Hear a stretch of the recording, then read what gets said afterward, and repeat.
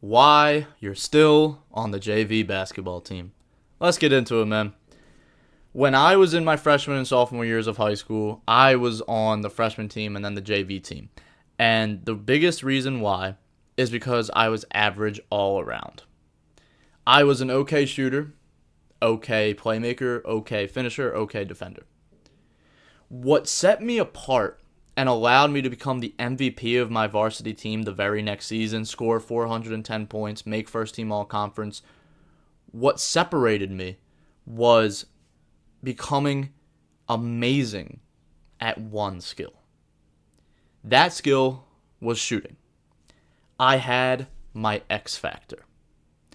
Now, if you don't know what an X factor is, I go into a very deep explanation of it within my course, The Varsity Basketball Blueprint.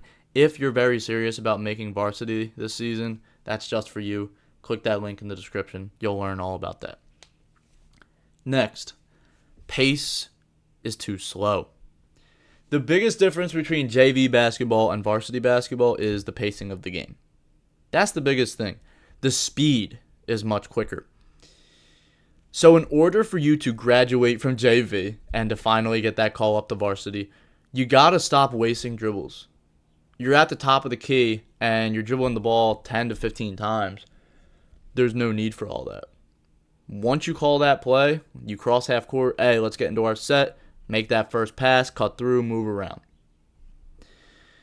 If you're going to make a move, you catch the ball on the wing, let's speed that up. Don't sit and wait for 3 seconds and then go.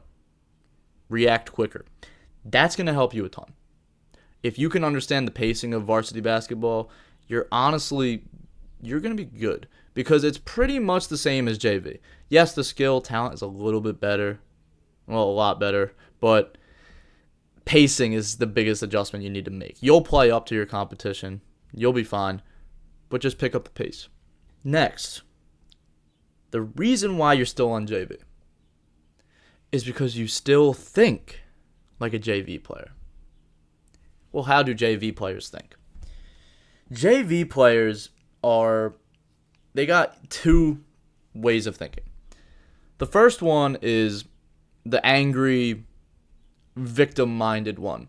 The one that says, I deserve to be on varsity. The coach isn't playing me. That one.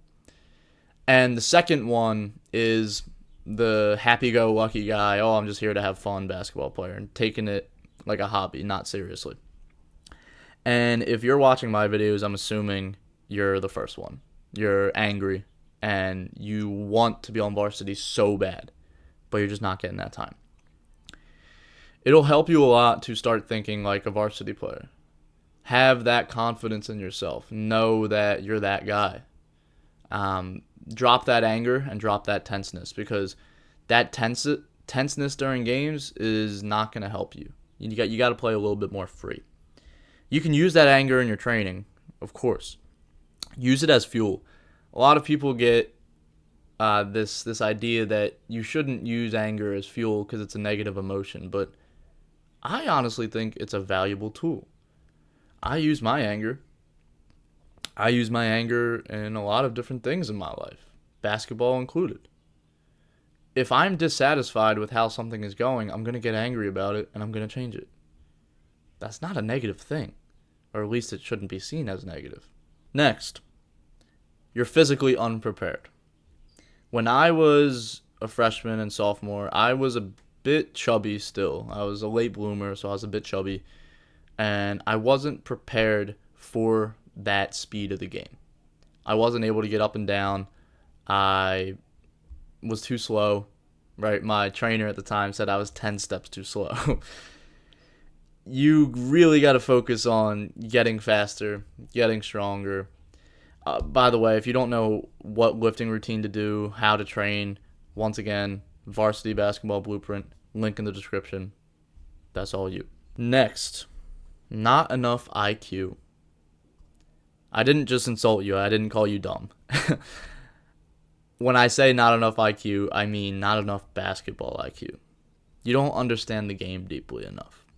Now, look, there's a lot of varsity basketball players that don't understand the game very deeply. But you can get an edge on them if you do. Understanding the game will allow it to slow down for you.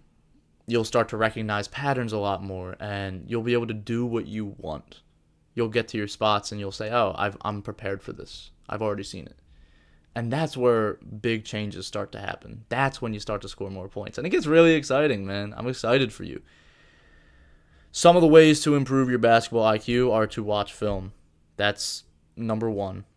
Watch film, study it, look to see what you can find. Okay, can I see certain opportunities where I could score coming off that ball screen? Oh, is there a backdoor cut there? Like, you can figure that out. There's a video on my channel, How to Watch Film. It's like 6 minutes long. If you don't know how to watch film, that video will be helpful. And the last thing, I don't have this written down, but I want to say this. You're still on JV because the coach doesn't think you're ready. I know it's obvious. Well, yeah, of course the coach doesn't think I'm ready. If he did, I would be on varsity. But no, like, hear me out. The coach doesn't think you're ready because you are showing immaturity. When I was in my sophomore year, I thought I knew everything. I was like, man, I know basketball. I've been watching film for a little bit. I've been training hard. But then I got humbled. And after being humbled, not making the varsity team in my sophomore year, barely getting any minutes, that hit me hard. And it shook that identity out of me. And I became a workhorse. I became a dog. So, my recommendation to you, men, my number one thing is stop acting like you deserve everything. Just go out there and earn it. I hope this video helped you, and if it did, I'm so glad. You'll also probably love the Varsity Basketball Blueprint. But if you would like to see my 90-day varsity basketball plan, click this video. But as always, keep God first. Stay blessed, bro.